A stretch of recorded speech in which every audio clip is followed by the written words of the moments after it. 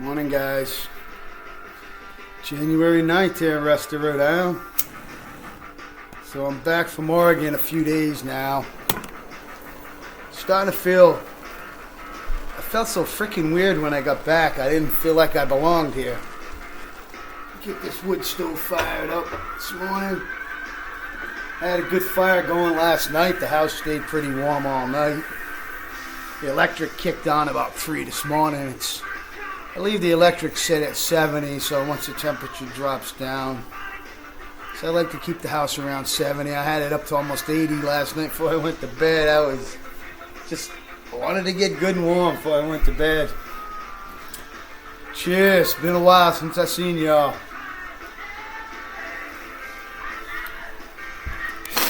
So, all my paranoia about the truck was for naught. That truck went 6,500 miles. Used up a half a quart of oil. I picked up a nail on the highway, but I had brought the patch kit with me and a compressor, so I was able to do my own repair. Something I didn't know about that truck is when you're driving on the highway and one of the tires start to go low, it turns on the ABS brake light. And I understand why, because of the way the wheel sensors work, they count revolutions. So the tire actually reduces in size as it loses air, and the count goes out. So it actually warned me that I had a low tire. First I thought maybe I was just like low on brake fluid or something, because I've never really had a problem with the anti-lock on that. But it turned out to be, once I put air in the tire, restarted it, the light never came on. So I got to my brother's out in Oregon. Everybody had the flu. And then my brother got the flu, who was driving with me. And all I got was like a cough in my throat. I never got it. I don't know how I survived and didn't get the flu. I contribute it to when I was a kid. We used to go to the city dump every day. And I think literally I've been exposed to every germ mankind has ever created or Earth has ever created. So my days at the dump actually gave me a good immune system. That's my theory, and I'm sticking to it, because I don't know why I didn't get the flu and everybody around me did. I just say thank God I didn't. Get this thing fired up. I like to use the propane torch instead of using paper, because paper creates ash up in the pipe and it makes it sticks to the pipe, and then you have to clean it quicker. So I got back and I had when I left, before I left, I had shut all the water off in the cabin, and I noticed when I was going around checking some of the shut-off valves that it looked like the hot water system. See, I built this cabin, I started construction well over 30 years ago. And I used copper pipe for the hot and cold. And brass fittings and, things like that, fixtures. But what I found is that the iron in the water here erodes it. So I'm now going to all the PEX piping and plastic fixtures, for faucets and stuff. No more brass. So it literally turns to mush. Take a walk in the bathroom, show you what I've been working on. So this is where you can see the hot water heater up above. And then you'll see that red line. That's the new red line that's taking the place of the copper. The hot water. The cold water is okay. It's the hot water that seemed to be the one that... For that hot water, I had used that 1/4-inch coil. You might wonder why. Well, I was kind of on a budget when I started building this place, so I used what I had. So it comes up here. I ran it insulated, and it goes to the shower. All my plumbing is on the inside because I don't have a foundation, so I built this tunnel that goes across. I got to put all the baseboard back in, and then it comes up under here and then goes across to my kitchen sink. So it's pretty simple. So I'm taking all the copper, the hot water copper out and replacing it with plastic now, the PEX. The cold is still doing okay. It's copper tubing, not the flex. But what I had with the other stuff was every connection looked like it had been weeping. So I made this just to slide out. You can see these. They're going to be, and I'm going to be doing some repainting and cleaning in here. And it's about 20 some years old to paint, so I'm going to refresh everything. But then made that piece so it just slides in, and then I can pull out and have access behind to get to any plumbing issues. Made everything accessible. The floorboard there, this piece, just has a couple of screws that holds it down over there. So I'm going to be getting my bathroom back together. You can see my artwork up above. Tried to make it look like fish tanks up above the door and everything. That's my artwork. So I had a pretty good find of a couple of antiques. Let me show you them. So I found this can. So went out antique shopping in Bend, Oregon.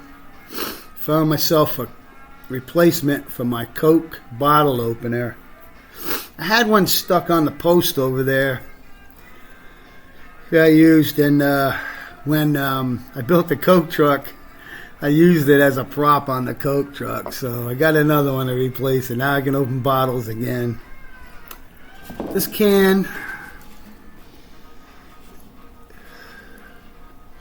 so this was a New York company, but they owned, they did distilling all over the country. So it's possible that this can was filled in Oregon. It's one of the cans, if you look, the seams are put together with lead, which puts it around the early 1900s. You can barely see, but it says on the side, it's got the, I don't know if you can read, it's kind of old. But it lists all of the states that they did distilling. And it was Portland, Oregon, Seattle, Washington, Denver, Colorado, Salt Lake, Utah. So they had they distilled this stuff all over. They had small distilleries that put the oil in the cans and stuff.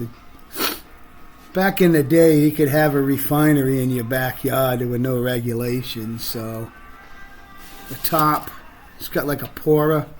And you can see the can, like I said, is all put together with lead solder. So somebody hand soldered all of this stuff to put this can together in a factory. What you do is there was a screw cap right here. It's gone, but you would remove the screw cap just like modern day, and then it had like this little pouring funnel thing to help you pour the oil in.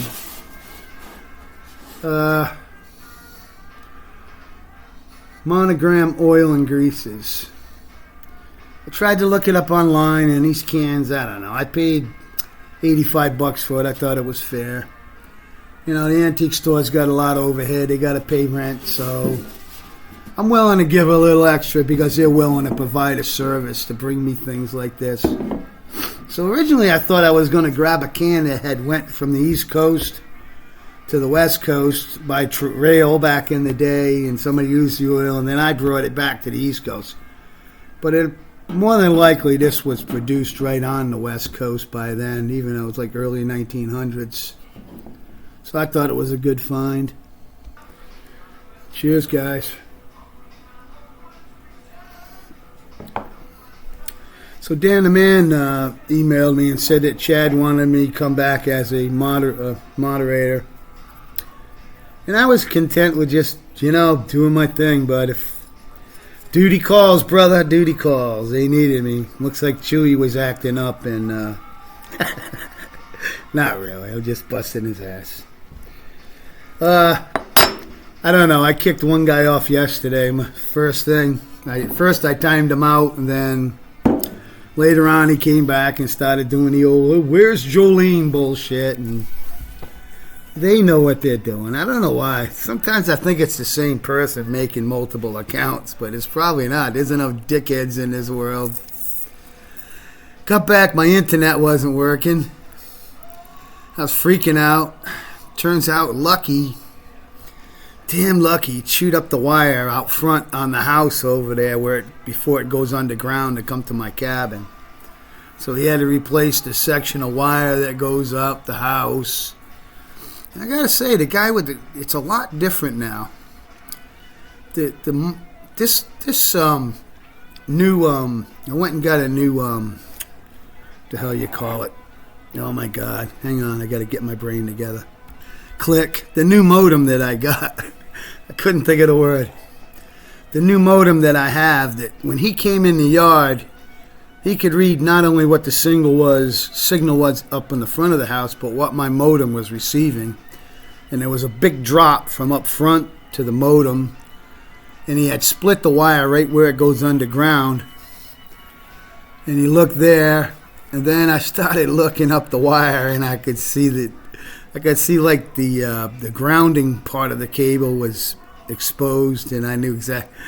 And the guy's like, "Oh, your cable's chewed up." I was like, "Oh, them damn rats must have chewed on it." I didn't want to admit it was my dog So the guy replaced the cable, and now my internet's working again. I'm a happy dog.